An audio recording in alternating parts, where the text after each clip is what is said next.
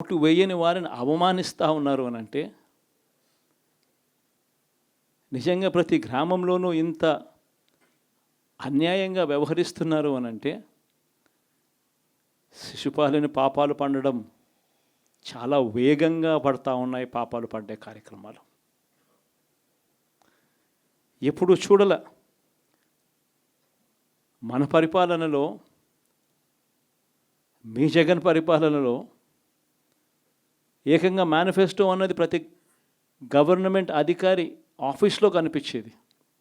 కలెక్టర్ల కార్యాలయాల్లో మొదలు పెడితే సెక్రటరీల కార్యాలయాల దగ్గర నుంచి, హెచ్ఓడి కార్యాలయాల దగ్గర నుంచి ముఖ్యమంత్రి కార్యాలయాల్లో మన మేనిఫెస్టో కనిపిస్తూ ఉంటే, కనిపించే పాలన మనదైతే ఇప్పుడు హోర్డింగులు పెడుతున్న రెడ్ బుక్స్ అని, రెడ్ బుక్ అని హోర్డింగులు పెట్టి ఆ రెడ్ బుక్లో కక్ష సాధింప చేయబోయే అధికారులు ఎవరు, ఎవరిని కొట్టాలి, ఎవరిని నాశనం చేయాలి అని చెప్పి ఏకంగా పేర్లు రాసి రెడ్ బుక్ అని చెప్పి దాన్ని ప్రకటించి ఏకంగా హోర్డింగులు పెట్టి ఆ రెడ్ బుక్ అనేది ఏదో ఘనకార్యం చేస్తూ ఉన్నట్టుగా రెడ్ బుక్స్లో ఉన్న పేర్లన్నింటినీ కూడా మేము వాళ్ళని కొడతాము, వాళ్ళని చంపుతాము, వాళ్ళ మీద అఘాయిత్యాలు చేస్తాము, అన్యాయాలు చేస్తాము అని చెప్పి ఏకంగా నిస్సిగ్గుగా దౌర్జన్యం చేస్తూ ఉన్న పరిస్థితులు కనిపిస్తూ ఉన్నాయి.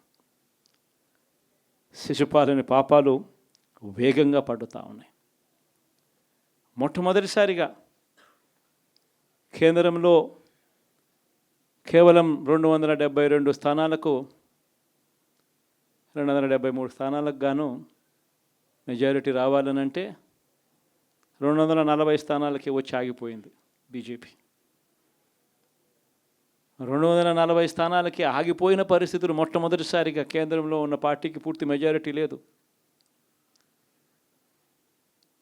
240 స్థానాలకి ఆగిపోయిన పరిస్థితులు. మరోపక్క చంద్రబాబు నాయుడు గారికి 16 స్థానాలు అంటాడు. ఎన్డీఏలో తానే చక్రం తిప్పుతా అన్నట్టుగా మోడీ పక్కనే కూర్చొని కనిపిస్తాడు.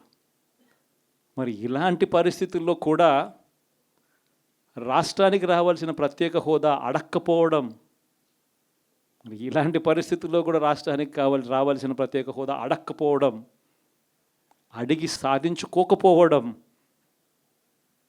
శిశుపాలని తప్పుల్లో, వరుస తప్పుల్లో, పాపాల్లో ఇవన్నీ కూడా బాగాలే. ఇటువంటి పరిస్థితుల్లో కూడా రాష్ట్రానికి రావాల్సినవి, కావాల్సినవి అడగలేని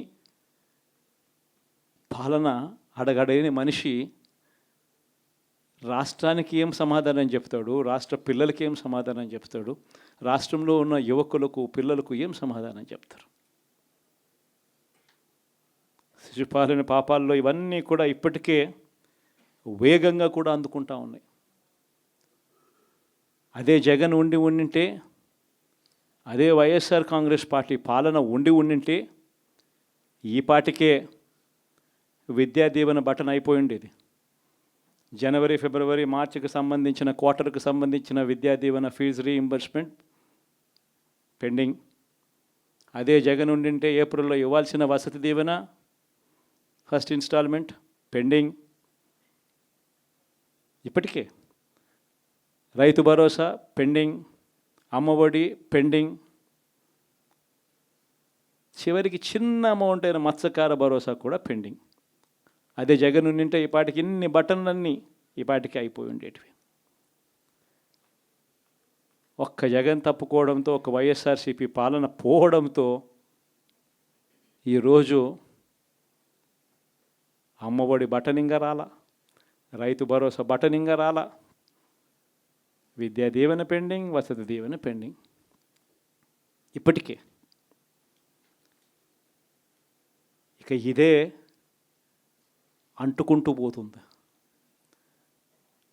డిసెంబర్, జనవరి వచ్చే నాటికి ఏమయ్యా ఇవన్నీ మాకు చెప్పావు, 4,12,00,000 మంది ఓటర్ల లిస్టు, ఇందులో సగం మంది ఆడవాళ్ళే, అందరూ 18 సంవత్సరాల పైవారే ఓటర్ లిస్టులో ఉన్నారు అని అంటే, మరి వీరందరికీ 1,500 ప్రతి నెల ఇస్తానన్నాడు.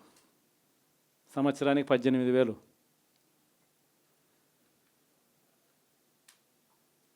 ఇందులో పెన్షన్లు తీసుకునే వాళ్ళు ఒక 30 లక్షల మందిని బహుశా ఆడవాళ్ళకి పక్కన పెట్టినా కూడా 60 సంవత్సరాల పైన ఉన్న వాళ్ళు అని పక్కన పెట్టినా మిగిలిన 1,80,00,000 మంది ఎదురు చూస్తున్నారు. అప్పుడే చంద్రబాబు వచ్చేసాడు, చాలా రోజులు అయిపోయింది, ఇంతవరకు మాకు రావాల్సిన 1,500 నెల నెల ఇస్తానన్న 1,500 ఇంకా రాలేదేమో అని చెప్పి రైతులు ఎదురు చూస్తూ ఉన్నారు. 20,000 పెట్టుబడి సాయంగా ఇస్తానన్నాడు, అది ఏమవుతుందని. దాదాపు 1,00,000 మంది పిల్లలు పైగా ఉంటారు, బళ్ళకు పోయే పిల్లలందరికీ ఇస్తామన్నాడు. అమ్మఒడి కింద వాళ్ళ పథకం ఏదైతే నేను దాని కింద 15,000 అని చెప్పి ఆ తల్లులకు 15,000 కోట్లు దానికి వెయిట్ చేస్తూ ఉన్నారు. ఇవన్నీ వెయిట్ చేస్తూ ఉన్నారు. ఇవన్నీ ఏవి కూడా అడుగులు ముందును పడని పరిస్థితి. ఇవన్నీ కూడా డిసెంబర్ జనవరికి వచ్చేసరికి అన్నీ కూడా ఊపందుకుంటాయి, వేడందుకుంటాయి. హనీమూన్ పీరియడ్ అనేది ఆగిపోతుంది. వైఎస్ఆర్ కాంగ్రెస్ పార్టీ చేయాల్సిన పనులు చెప్తా ఉన్నా. ఈ ఓడిపోయాము అన్న ఈ భావన మనసులో నుంచి తీసేయండి.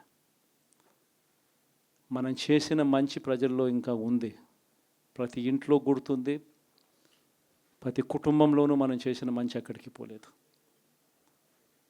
ప్రతి ఇంటికి మనం తలెత్తుకొని పోగలుగుతాం, తల దించుకొని కాదు, చెప్పిన పని చేయక కాదు, చెప్పిన పని చేసి తలెత్తుకొని పోగలుగుతాం ప్రతి ఇంటికి కూడా. మనం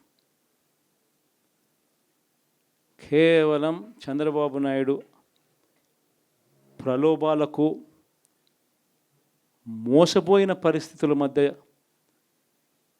మనకు అంతో ఇంతో అపజయం ఏదైనా జరిగిందేమో.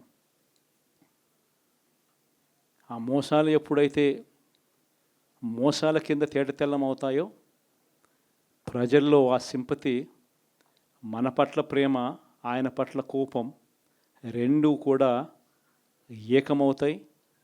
మనల్ని గొప్ప మెజారిటీలతో మళ్ళీ మనల్ని తీసుకొస్తారు.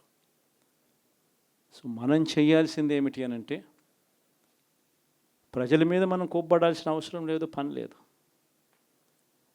మోసపోవడం అన్నది ఒక్కొక్కసారి జరుగుతూ ఉంటాయి. మోసపోయిన వాళ్ళకందరికీ కూడా మనం అండగా ఉన్నాము అన్న భరోసా ఇవ్వడం మనం చేయాల్సిన పని. మరీ ముఖ్యంగా మన కార్యకర్తలను మనకు తోడుగా ఉండడం, ఇది మాత్రం ఖచ్చితంగా చెప్తా ఉన్నా. ఇష్టం వచ్చినట్టుగా ఎప్పుడు చూడని విధంగా ఈరోజు కార్యకర్తల మీద దాడులు జరుగుతూ ఉన్నాయి. పార్టీ సానుభూతి పరుల మీద దాడులు జరుగుతూ ఉన్నాయి. పార్టీకి ఓటు వేయలేదు అని ఓటు వేసిన వారి మీద దాడులు జరుగుతూ ఉన్నాయి.